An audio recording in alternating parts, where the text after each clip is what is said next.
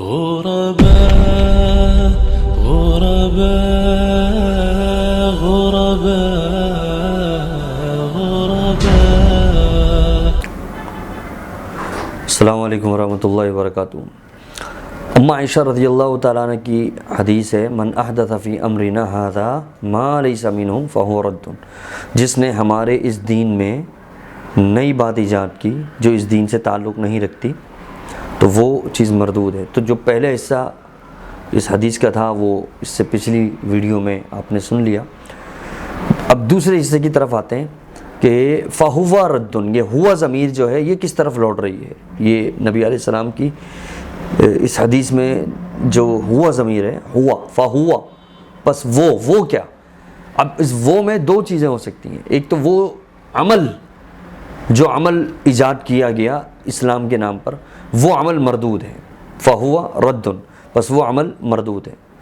اور اس کی مثالیں آپ نے پچھلی ویڈیو میں سن لی کہ ہر وہ عمل جو اللہ کے نبی علیہ السلام سے ثابت نہ ہو، صحابہ کرام سے ثابت نہ ہو، اور ہم اس کو ثواب سمجھ کے، دین سمجھ کے کریں تو وہ عمل ناقابل قبول ہے اور مردود ہے. اچھا، دوسری بات فہوا ردن، پس وہ شخص مردود ہے جس نے وہ بدعت ایجاد کی، یعنی بدعتی شخص بھی مردود ہے، ناقابل قبول ہے. اور وہ کیسے؟ اس کی ایک مثال دوں گا میں سنن دارمی حدیث کی کتاب سے. سنن دارمی حدیث کی کتاب کا مقدمہ، اس مقدمے میں ایک واقعہ موجود ہے. وہ واقعہ سناتا ہوں مختصر الفاظ میں. اللہ کے نبی علیہ السلام کے جلیل القدر صحابی عبداللہ بن مسعود رضی اللہ تعالیٰ عنہ دمشق کی ایک جامع مسجد میں حجرے میں بیٹھے ہوئے تھے. اس جامع مسجد بہت بڑی مسجد ہے. اس جامع مسجد کے صحن کے اندر ایک عمل ہو رہا تھا. وہ عمل اللہ کے نبی علیہ السلام کے دور میں اور صحابہ کے دور میں نہیں تھا. حالانکہ ابھی بھی صحابہ موجود ہیں، عبداللہ بن مسعود رضی اللہ عنہ اس مسجد میں موجود ہیں، حجرے میں، لیکن اس کے صحن میں ایک عمل ہو رہا ہے. اور وہ عمل کیا تھا؟ عمل یہ تھا کہ سامنے کنکریاں پڑی ہوئی ہیں اور بہت سارے لوگ بیٹھے ہوئے ہیں، اور ایک ان لوگوں کا ایک قائد ہے، ایک امیر ہے، ان لوگوں کو حکم دیتا ہے. وہ لوگوں کو کہتا ہے کہ سبحوا 100 مرہ، 100 مرتبہ سبحان اللہ پڑھو. اب وہ جتنے بھی لوگ وہاں بیٹھے ہوئے وہ کنکریوں کے اوپر سبحان اللہ سبحان اللہ سبحان اللہ گن رہے ہیں، ان کنکریوں پر سبحان اللہ کو شمار کر رہے ہیں. جب 100 مرتبہ ہو گئے تو اب وہ ان کا امیر کہتا ہے کہ کبروا 100 مرہ، اب 100 مرتبہ اللہ اکبر کہو. وہ سب سبحان اللہ اکبر اللہ اکبر اللہ اکبر سب اس پر شمار کر رہے ہیں کنکریوں پر. پھر وہ کہتا ہے حمدوا 100 مرہ، 100 مرتبہ الحمدللہ کہو، الحمدللہ الحمدللہ الحمدللہ.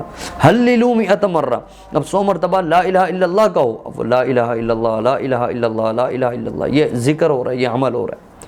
حالانکہ دیکھیں کتنا عظیم عمل ہے. اس عمل کے بارے میں خود نبی علیہ السلام نے فرمایا لَأَنْ أَقُولَ سبحان اللہ الحمدللہ لا الہ الا اللہ اللہ اکبر خیر مما طلعت علیہ الشمس. اگر میں یہ 4 کلمات پڑھوں، سبحان اللہ الحمدللہ لا الہ الا اللہ اللہ اکبر، یہ 4 کلمات اگر میں پڑھوں تو یہ 4 کلمات ان کا اتنا اجر ہے، خیر مما طلعت علیہ الشمس، اس کائنات میں جتنی بھی چیزوں پر سورج طلوع ہوتا ہے سب چیزوں سے افضل اور بہتر یہ 4 کلمات ہیں. اب سورج کن چیزوں پر طلوع نہیں ہوتا؟ سورج تو کائنات کی ہر چیز پر طلوع ہوتا ہے، یعنی پوری دنیا پوری کائنات سے افضل یہ 4 کلمات ہیں، اتنے عظیم اور افضل کلمات. بلکہ ایک حدیث میں لہن دوی کا دوی النحل، کہ جب کوئی یہ کلمات پڑھتا ہے تو سیدھا یہ کلمات عرش پر جاتے ہیں اور ان کی ایک بھن بھناٹ کی آواز ہوتی ہے جیسے شہد کی مکھیاں جمع ہو کر آواز پیدا کرتی ہیں. اللہ رب العالمین متوجہ ہو جاتا ہے ان کلمات کے شور سے، ان کلمات کی بھن بھناٹ سے. اتنے عظیم کلمات ہیں، لیکن وہاں یہ عمل ہو رہا ہے. ایک اور صحابی عبداللہ بن مسعود رضی اللہ عنہ کے پاس گیا، دوڑتا ہوا کہا عبداللہ آئیے مسجد میں دیکھیں ایک عمل ہو رہا ہے. عبداللہ بن مسعود رضی اللہ عنہ اپنے حجرے سے باہر تشریف لائے تو دیکھا وہ عمل کر رہے ہیں، سبحان اللہ الحمدللہ. عبداللہ بن مسعود رضی اللہ عنہ نے فوراً ان لوگوں سے کہا لقد جئتم ببدعۃ ظلما، تم نے اس بدعت کو ایجاد کر کے ظلم کیا، اپنے آپ پر بھی ظلم کیا، دین اسلام پر بھی ظلم کیا. دین اسلام میں یہ نئی چیز ایجاد کی، اگرچہ بہترین کلمات پڑھ رہے ہو لیکن یہ طریقہ کار یہ بدعت ہے. اس کو فوراً بدعت قرار دیا. عبداللہ بن مسعود نے بدعت کا فتویٰ لگایا، عظیم اور جلیل القدر صحابی نے. لقد جئتم ببدعۃ ظلما، تم نے تو یہ بدعت ایجاد کر لی. اور ابھی تو اللہ کے نبی علیہ السلام کے برتن بھی نہیں ٹوٹے ہیں، ابھی تو آپ کے کپڑے بھی بوسیدہ نہیں ہوئے، آپ ابھی ہی تو دنیا سے گئے ہیں اور تم نے یہ بدعت ایجاد کر لی۔ انہوں نے آگے سے کیا کہا عبداللہ بن مسعود ما اردنا الا الخیر، اس میں کیا حرج ہے، ہم لا الہ الا اللہ تو ہی پڑھ رہے ہیں، سبحان اللہ ہی تو پڑھ رہے ہیں، الحمدللہ ہی تو پڑھ رہے ہیں، ما اردنا الا الخیر، ہمارا ارادہ خیر کا ہے، ہمیں ثواب ملے گا، ثواب سمجھ کر ہی کر رہے ہیں۔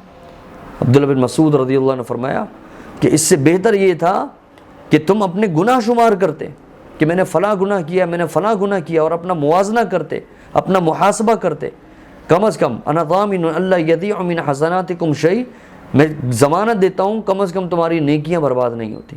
تم جسے ثواب سمجھ کر رہے ہو وہ اللہ کے نبی علیہ السلام سے ثابت بھی نہیں ہے، الٹا ثواب ملنے کے بجائے جو نیکیاں ہیں تمہاری وہ بھی برباد ہو رہی ہیں۔ یہ بدعت کی نحوست ہے کہ جو رہی صحیح نیکیاں ہوتی ہیں وہ بھی برباد ہو جاتی ہیں، مزید ثواب ملنا تو دور کی بات ہے۔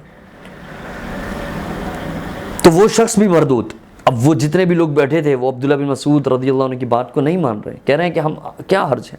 اس حدیث کے ایک راوی یہ کہتے ہیں کہ میں نے ان لوگوں کی شکلیں یاد کر لیں جو اس محفل میں موجود تھے، آگے چل کے جنگ نہروان کے موقع پر یطالعون علی اصحاب رسول اللہ صلی اللہ علیہ وسلم، اللہ کے نبی علیہ السلام کے صحابہ پر وہ تیر چلا رہے تھے اور خارجیوں کی صف میں شامل ہو گئے تھے، کیونکہ جو بدعت میں پڑ جاتا ہے وہ پھر دھنستا ہی چلا جاتا ہے۔